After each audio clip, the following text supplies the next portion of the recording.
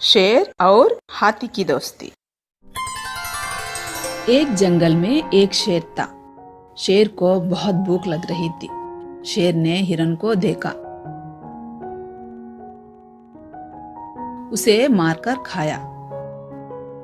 उस समय शेर के गले में हिरन की हड्डी फंस गई। शेर उसे निकाल नहीं पा रहा था, उसे बहुत दर्द होने लगी। शेर मदद के लिए जंगल में इधर उधर घूम रहा था।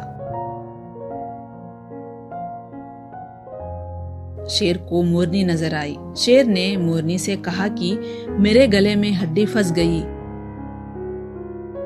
तुम उसे निकाल दो। मोरनी ने कहा, ऐसा बिल्कुल नहीं हो सकता। इस बहाने से तुम मुझे खाना चाहते हो ना, तुम यहाँ से चले जाओ। शेर मायूस होकर वहां से चला गया। इतने में उसे एक भालू नजर आया। शेर भालू के पास गया और कहने लगा, मेरे गले में हड्डी फंस गई, मेहरबानी करके उसे बाहर निकाल दो। भालू कहने लगा कि मैं बहुत थक गया हूँ, मुझे बहुत नींद आ रहा है, तुम यहाँ से जाओ, मैं तुम्हारा कोई मदद नहीं कर सकता।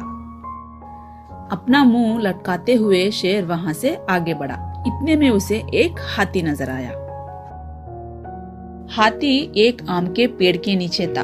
उसे बहुत भूख लगी थी, वह आम खाना चाहता था। आम बहुत ऊंचे थे, उसका सूंड वहां तक नहीं जा रहा था। हाथी पेड़ नहीं चढ़ सकता, इसलिए हाथी बहुत मायूस हुआ। इतने में शेर ने हाथी को देखा और कहने लगा, मैं तुम्हारा मदद करूंगा, उससे पहले तुम्हें मेरी मदद करनी पड़ेगी। हाथी ये सुनकर कहने लगा, मैं तुम्हारा क्या मदद कर सकता हूँ। शेर ने कहा, मेरे गले में हड्डी फंस गई है, मेहरबानी करके तुम उसे निकाल दो, फिर मैं तुम्हारा जरूर मदद करूंगा। हाथी इसके लिए राजी हो गया और अपने सूंड से शेर के गले में से हड्डी को बाहर निकाल दिया। शेर का दर्द कम हो गया, वो बहुत खुश हुआ और वो आम के पेड़ पर चढ़ गया। वहां से फल तोड़कर हाथी को देने लगा। हाथी आम के फलों को खाया, जिससे उसका भूख मिट गया और वो भी बहुत खुश हुआ। उस दिन से हाथी और शेर अच्छे दोस्त बन गए।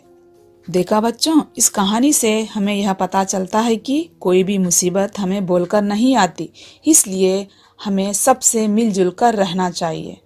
हमें भी चाहिए कि मुसीबत में कब कौन काम आ जाए नहीं मालूम, इसीलिए दुश्मन को भी दोस्त बनाकर रखना चाहिए।